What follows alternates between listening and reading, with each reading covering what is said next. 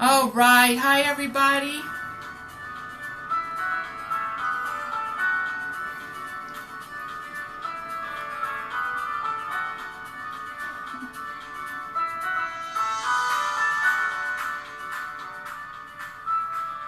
Hi, and welcome to Best Two Podcast, where women come to have conversation and tell their stories, because when we tell our stories, we are stronger collectively and individually. So today we have MaryAnn V with us today, and she is a musician from Santa Monica, California. She's going to share some of her music with us and her story with us today.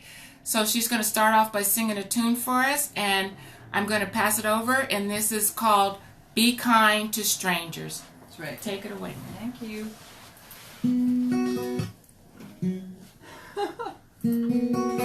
Okay.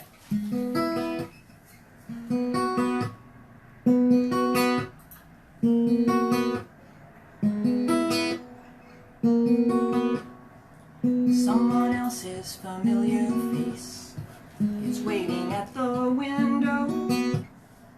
Someone else's favorite place, not for me to come in though. Or should I keep to the road, look down at my feet, turn the other cheek? There's a time to be shy, a time to be bolder, and nothing is colder than the shoulder. Be kind, be kind, be kind to strangers. Be kind, be kind, be kind to strangers.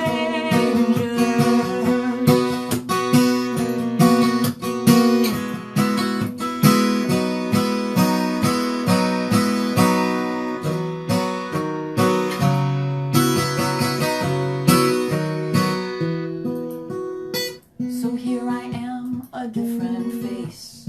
Won't you look into my eyes and smile at this once empty space that I now occupy? There's a time to be shy, a time to be bolder, and nothing is colder than the shoulder. Be kind, be kind, be kind to strangers. Be kind, be kind, be kind to strangers. Be kind, kind, be kind, be kind to strangers.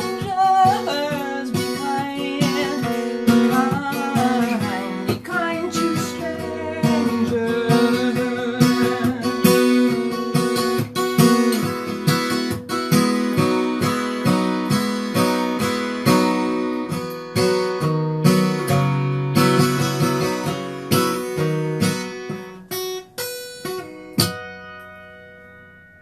All right. I love that. That is so pretty.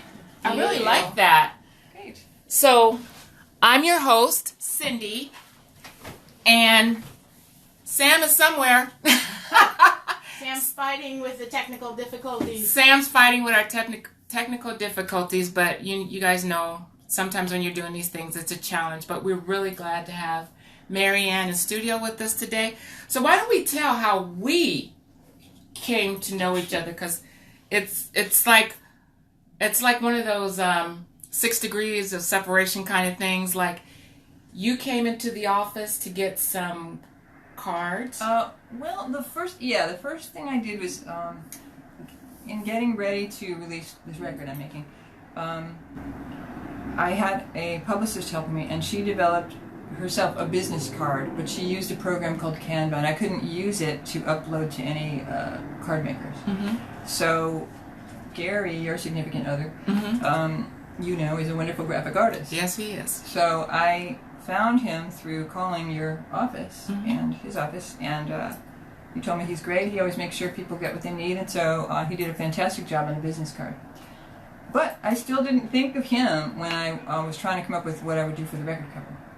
And I hired someone off Craigslist, and he did great prototypes for me. But when it came time to meet the specs for the actual project, he just wasn't able to for some reason. So I had to find a graphic artist, and I thought, what about that great guy that did my business card? And then came in working with Gary, and there you were. And so I feel very fortunate. Yeah. The point person, right, who made it all happen. So that was, I just really appreciate that you were listening in and wanted to have me on your show. So thank you so much. I really love your voice, and I really love your music. Thank you. And this is the album cover, or EP? It's EP. It is an album. It just means EP means that's the cover. It's not as long as a CD, basically.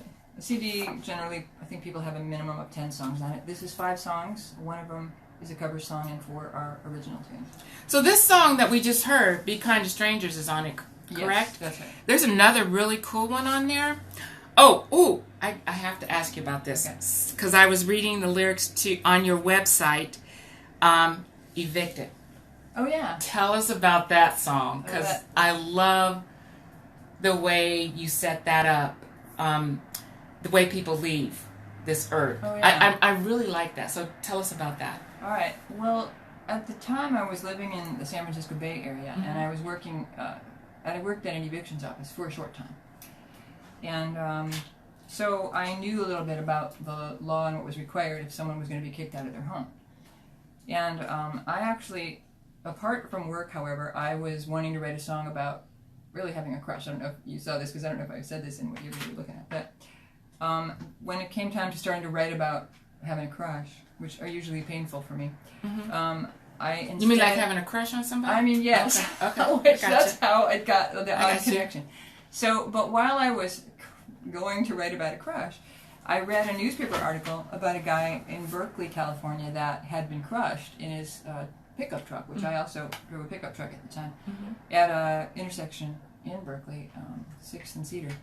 And so I wrote that in the first verse, the details of what happened to him. Because he was, and you'll hear it in the song. I don't know if you want to hear it more. But so after I wrote the first verse and came up with the chorus of Evicted, and I just used what I knew about evictions law in the chorus. So say just say a little bit of the phrasing so that they can see how you used that as sitting there sipping. I don't have, my guitar is, we're not going to do this song right now, but I'll just do it a cappella. Yeah. Sitting there sipping a cup of coffee at a stoplight in Berkeley in his pickup truck. An emergency crew was stopped there too. They rushed in when the tree fell and crushed him, and everybody said it was so weird. Something nobody would have predicted. But we are all just tenants here, and that day, that guy got evicted. Oh, oh, oh. No legal notice. Then it's evicted, no posted warning. Evicted, just a final summons. Evicted that fateful morning. Because that's the way it kind of really happens that way, but the way you worded it was really, I thought, when I was reading it was really cool to me, because I like connecting to songs that way, because it's like, oh, that is so cool the way she used, the way she set that up. It was really cool.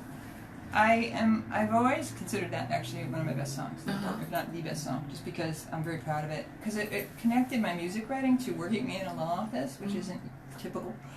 And then, though, I had to, considering how specific that verse was, I had to come up with a second verse that would fit.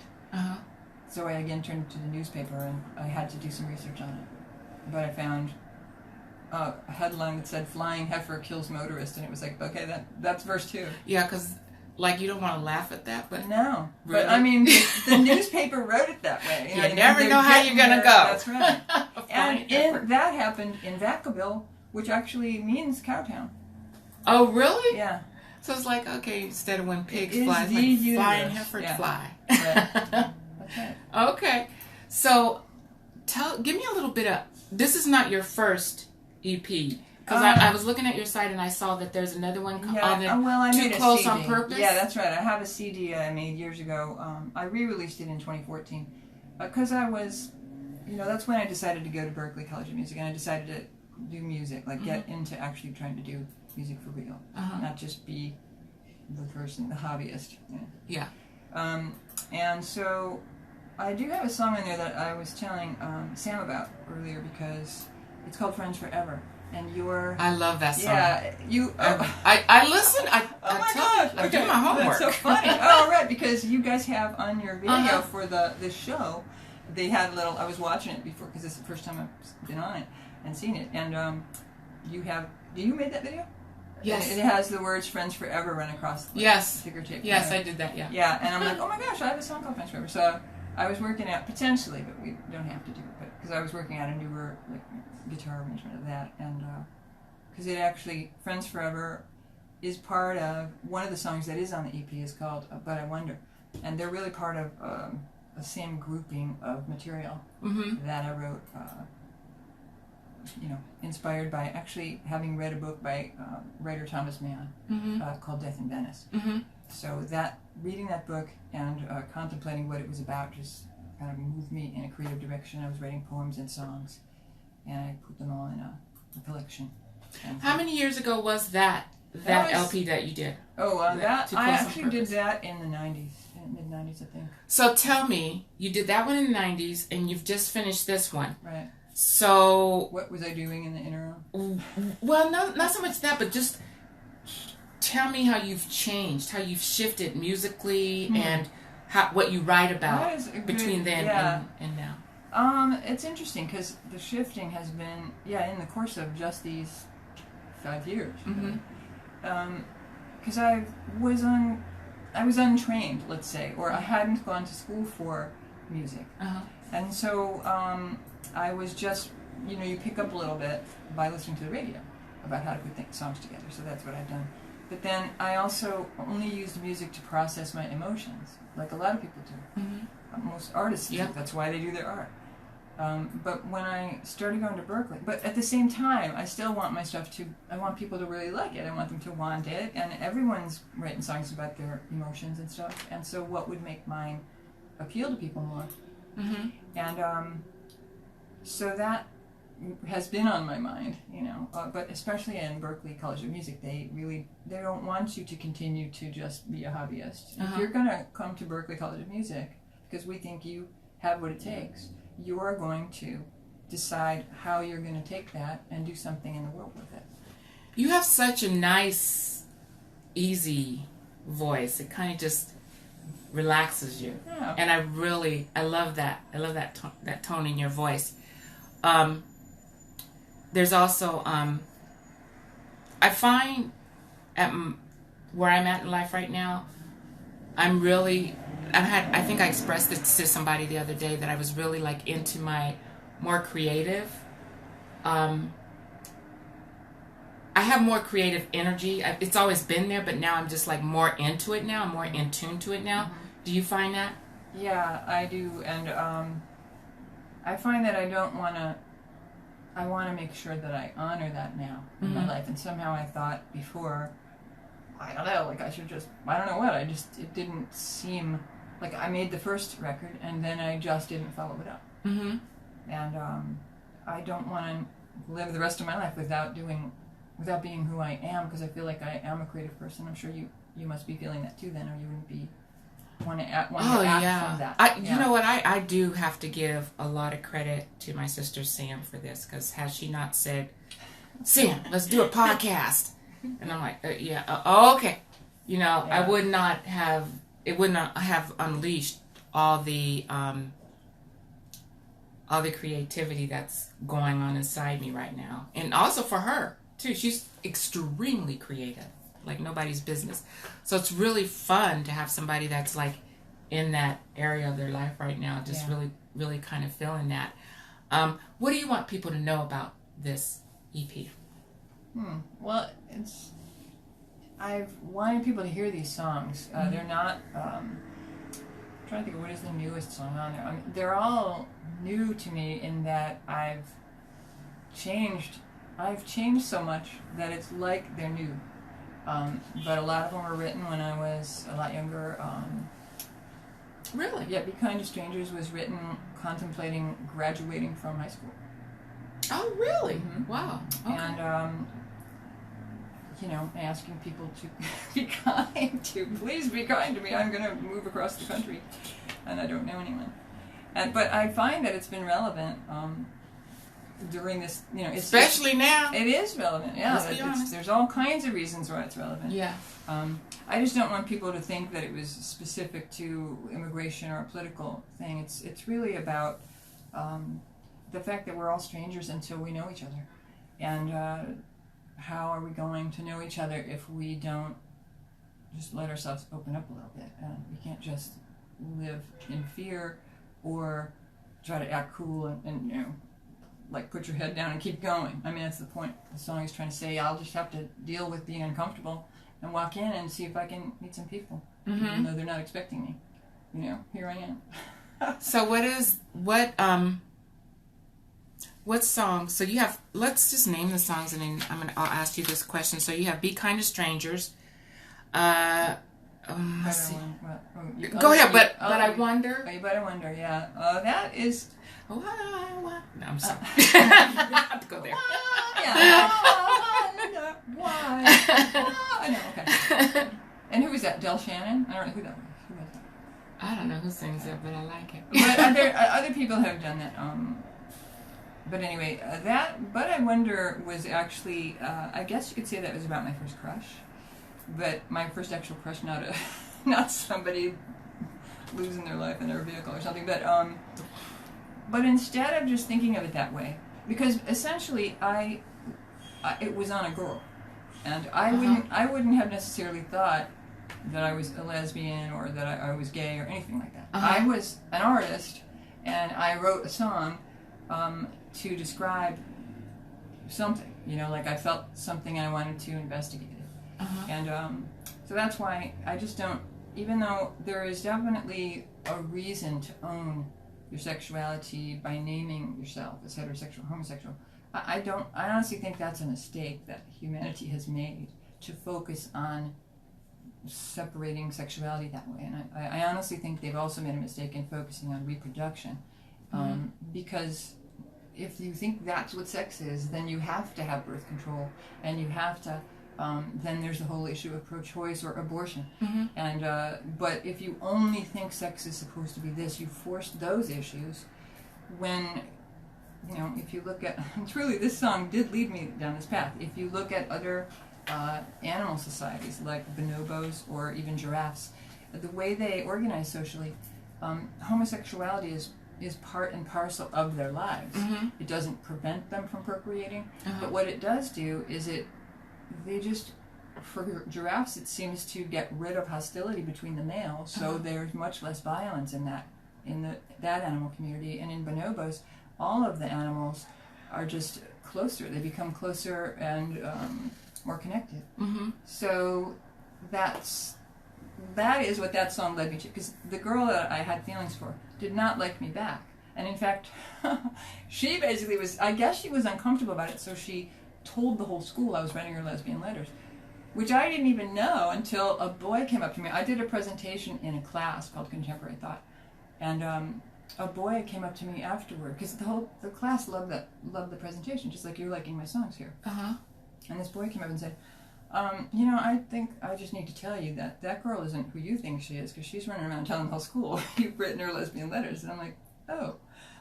How old were you at? I was 15 or 16. And but I was also kind of sheltered, and I'd been raised Catholic, and we didn't have sexuality. We weren't open about our feelings or anything. So and I mean, that girl was from a different kind of family. She wasn't from the same kind of family at all. So she had no concept of my life or what I was like, and I didn't really have any concept of her. So did you at 15 and somebody told you that? Did you already know that, or did you? No, in fact, I didn't deny it, but I was really into the musical artist Patti Smith at the time, and Patti Smith did a song called Gloria, and in it she was singing about being attracted to a woman. But Patti Smith isn't a lesbian. She was just being open about the song had a cool feel, and there was sexiness about it, and she decided to sing it, and because she was representing that this exists too. And I mean, I was very impressed by how she wasn't afraid to just be herself. So I, on the other hand, was kind of afraid to be myself. But what I got from her was the importance of being yourself. So what I did was I just declared myself an artist, because people started, I started getting people shouting really nasty things out their windows on my way home from school. Other kids from school, and just because that girl, I guess she was uncomfortable that I wrote some stuff for her, but no one would have known if she hadn't run around telling me. And all I did was share a couple poems. I wrote a couple poems and shared them with her. Mm-hmm. And she just did what she did. And later, though, because when I started to make the record and look into this, because I'm not just doing the record, I have a whole idea of a musical stage production for this. Mm-hmm. And I'm also doing like a talk with songs, like songs and story for high schools, and potentially freshmen, maybe in college. So, and that's why, because there's creative energy, like you're talking about, there's creative energy, and I feel like all I did was I became aware of my creative energy, mm-hmm. but it got made into something that then I began to be targeted about, and it was like, but I'm an artist, you know what I mean? And that's why I loved what Patti Smith was saying. It's like, you don't have to take on an identity other than being an artist. You are a creative person. You do what a creative person does. Mm-hmm. And it turns out that, and basically I even found out about the Thomas Mann book, Death in Venice, from reading an article about Patti Smith. Because someone in her band was nicknamed DNV because he looked like a character in the movie that was made of the book. That's why I read the book. And so that book specifically is about someone who was creative, and but he was a writer in the book. In the movie, they made him a musician. But in the book, he was a writer who just did what he was supposed to do in his life. He got married, he had kids, he worked really hard, he did achieve, fame and whatever from his writing. Yeah. But he goes to Venice because he's feeling tired and is awakened by remembering the young person that he had been with, that had so full of life. But he is awakened by seeing a young man there. So much is made about how it's about being homosexual. But to me, it's not necessarily. It's like, it's about being alive. And homosexuality is part of all human sexuality. We just have forced people to take sides and made some wrong. And so what would you tell other children? And in this day and age, it's not, I mean, there's probably less, well, there is a lot less young people who have a hard time with being labeled gay. But what would you tell them today based on your experience?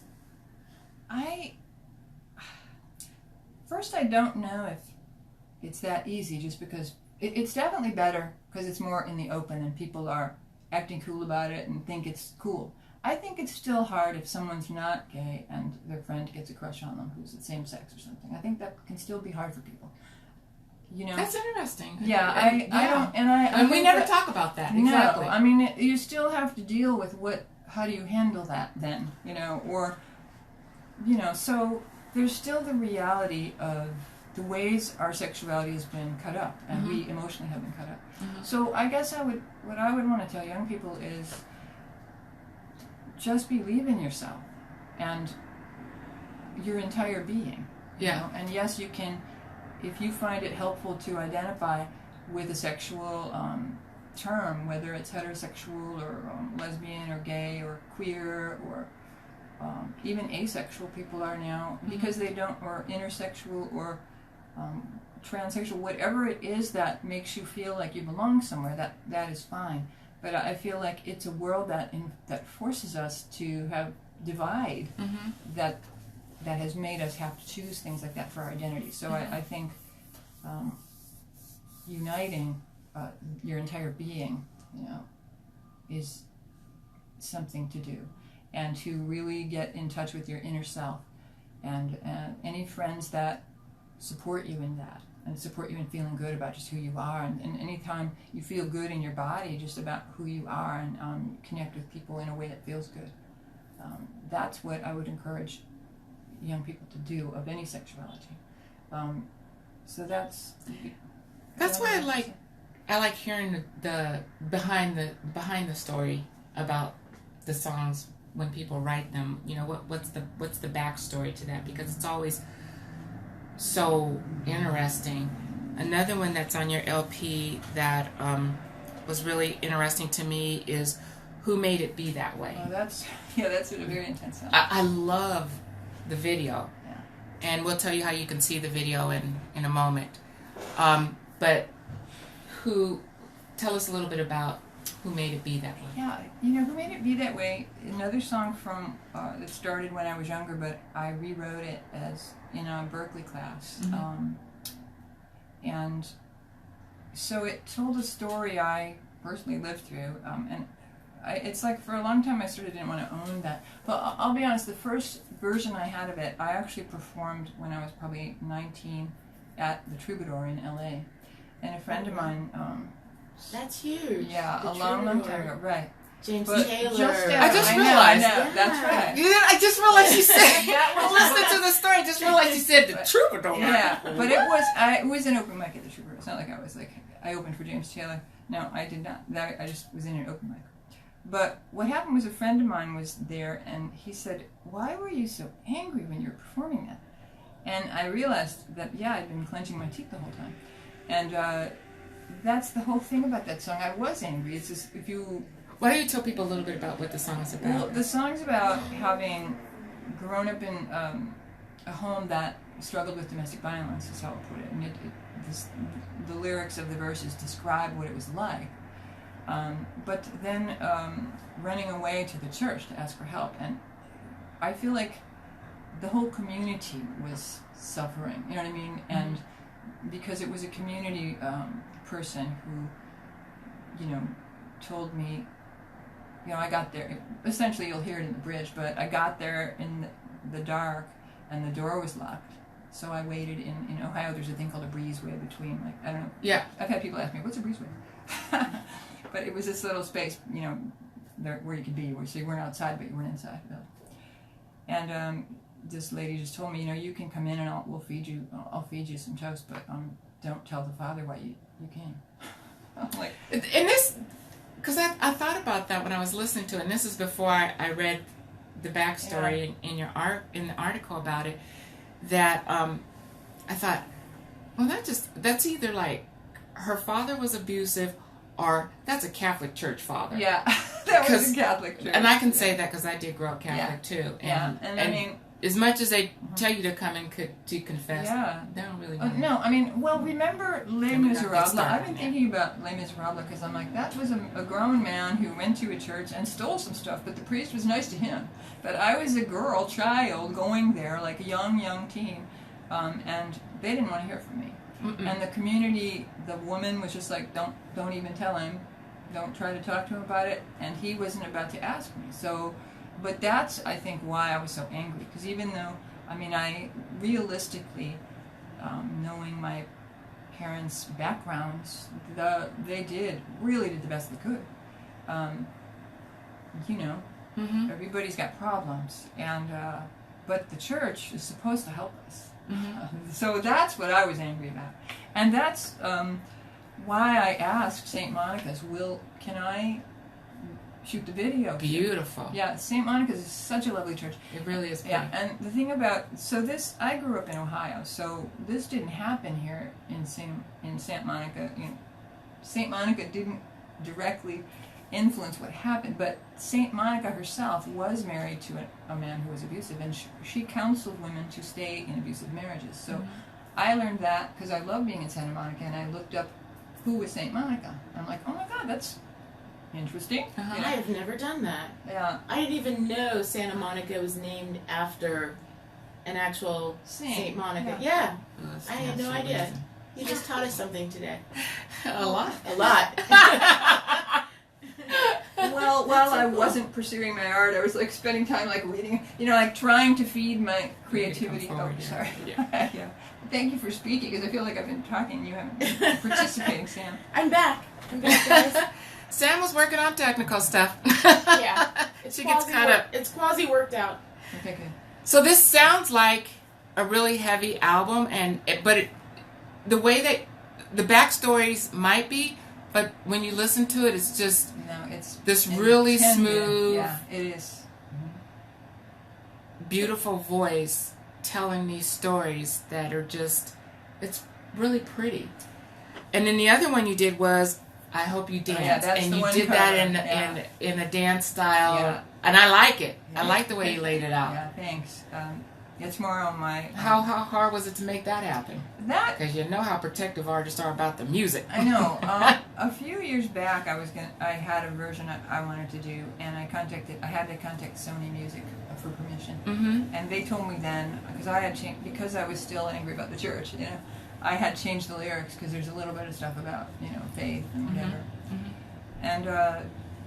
But again, Berkeley, remember I told you going to school really opened my eyes and my mind, actually. And I was talking to some other songwriters in a group in one of my classes and told them that story. And the guy's like, but just like you said when we first met and we were talking about it, the song isn't overtly religious. I mean, yes, it's talking about faith, but it's really talking about taking your place in the scheme of things, which is what I'm all about anyway. You know, so it's kind of like, yeah, I'm going to have to let go of what was holding me back from doing the song, and embrace the things I love about it, and the message of it is so positive.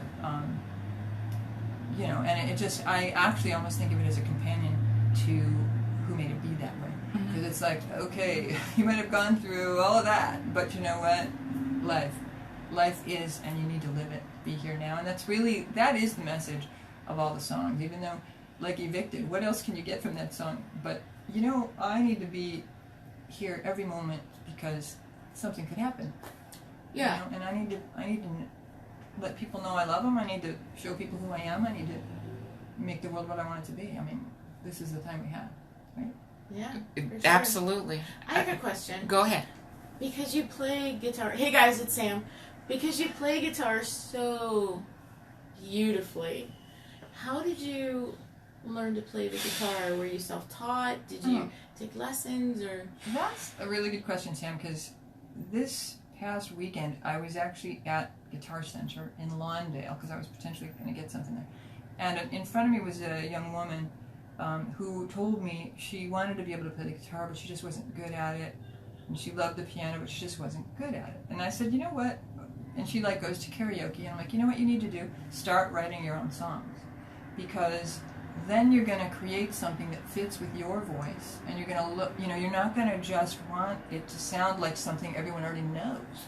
So it gives you the opportunity to work with your own voice and then come up with notes. And right now, a lot of notes isn't even the big thing now. Simple is better. It really delivers the message. So that's what I did. I started writing my own songs, and that let me find what worked. And so it also motivated me to play better. It made me want to study more so that I could accompany myself better. So that's really... Well, it's interesting because when you play, because I don't play and I can't play, I've tried to play, I cannot play, but I admire those who can play. But when you play, and I see this in other artists that I admire, like James Taylor, you know, who famously, you know, plays with a guitar, is the guitar, when you started playing that song at the intro of this interview, there was a point where you're playing and it just sounds like a whole orchestra of guitars are coming, and it's like the guitar is just opening up and playing with you. Yes. And I'm like, that is a true musician who can do that. It brings the magic out of the guitar, where the guitar is just, you know, playing with you as well. It's amazing. Now, that said, because we don't have a whole bunch set up and you can't take commercials on Facebook, do you have another song that you can play for us on here? Not really, because this is set up for specifically Be Kind to Strangers. It has like a Joni Mitchell tuning. They call it's an open tuning. Oh, okay. So I'd have to, I could retune. I might break a string, but I could. Don't do that. Don't do that. I have another guitar. It's just it requires a little amplification than the guitar. So I think I'd rather, if we do any more music, I'd like to use that one. Use that the guitar. Is that okay? Okay. Right. Yeah, that's fine. So, friends on Facebook, we are going to take a break so that we can set up for the next tune. We have to do that. We're one day we will be a studio where we don't have to do this, but we're going to take a break. I'm going to pause it, so come back and join us. And our friends on Instagram, please come back and join us. We're going to take a break while we set up for the next tune. So right. We'll see you thank you then. guys for joining us. We'll see you then.